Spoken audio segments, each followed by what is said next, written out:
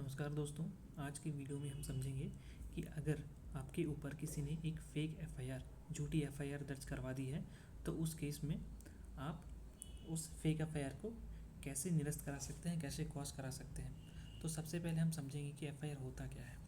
तो मान लीजिए कभी भी कोई एक कॉग्निजेबल ऑफेंस कमिट होता है, ठीक है, कोई ऑफेंस कमिट हो रहा है तो उस ऑफेंस का जब भी आप पुलिस ऑफिसर में जाकर, पुलिस स्टेशन में जाकर पुलिस ऑफिसर को इन्फॉर्म करते हैं और वो रिकॉर्ड करता है, ठीक है, आपके स्टेटमेंट को। तो वो जो है स्टेटमेंट, वो जो रिकॉर्ड है, वो डॉक्यूमेंट जो बनता है उसको हम एफआईआर बोलते हैं, ठीक है। तो सबसे पहला डॉक्यूमेंट जो कि क्रिएट किया जाता है regarding the record of the commission of the cognizable offence, उसको हम बोलते हैं एफआईआर। अब इसको हम क्वॉश करें, अगर मान लीजिए आपके अगेंस्ट में एक फेक एफआईआर है तो आप इसको क्वॉश कैसे कराएंगे। तो आप इसके लिए जा सकते हैं हाई कोर्ट।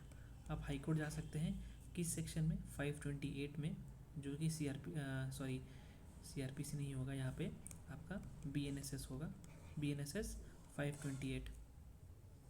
तो 528 जो कि इनहेरेंट पावर के बारे में बात करता है।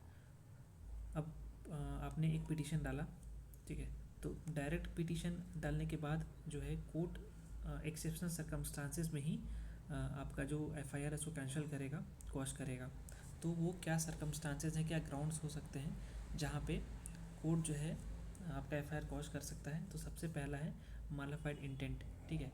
कोर्ट ही एग्जामिन करेगा कि अगर कोर्ट को लगता है कि जो कंप्लेनेंट था, जिसने इन्फॉर्मेंट था, जिसने एफआईआर दर्ज कराई है, उसका इंटेंशन मालाफाइड था, वो गलत इंटेंशन से आपको फंसाने के लिए उसने एक एफआईआर दर्ज कराई थी आपको परेशान करने के लिए, तो उस केस में वो आपका एफआईआर को क्वॉश कर सकता है। दूसरा, लैक ऑफ प्रमा फेसाई केस, मतलब कि अगर हाई कोर्ट को ये लगता है कि आपके अगेंस्ट में कोई केस नहीं बन रहा है, ठीक है, या फिर झूठा केस है, तो उस केस में भी जो है आपका एफआईआर क्वॉश हो सकता है, निरस्त हो सकता है।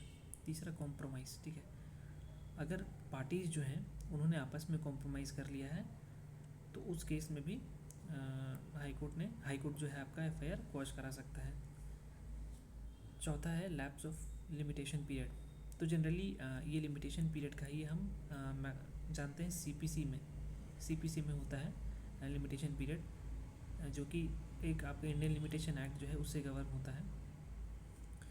लेकिन सीआरपीसी में भी सेक्शन 514 बीएनएसएस में अगर हम सेक्शन 514 देखें तो उसमें भी कुछ सर्टेन पीरियड दिया गया है, कुछ पीरियड दिया गया है जहाँ पे आप उस पीरियड का यूज़ करके अपना एफआईआर क्वॉश करा सकते हैं कि उस पीरियड के बाद, उस पीरियड के एक्सपायर होने के बाद अगर एफआईआर लॉन्च किया गया है तो वहाँ पे आपका एफआईआर क्वॉश हो जाएगा। Procedural error in police investigation, ठीक है, तो अगर हाईकोर्ट को लगता है कि कुछ एरर है पुलिस के इन्वेस्टिगेशन में तो उस केस में भी जो है वो एफआईआर को क्वॉश करा सकते हैं आप। तो ये रहा आज का वीडियो, मिलते हैं अगली वीडियो में। Thank you.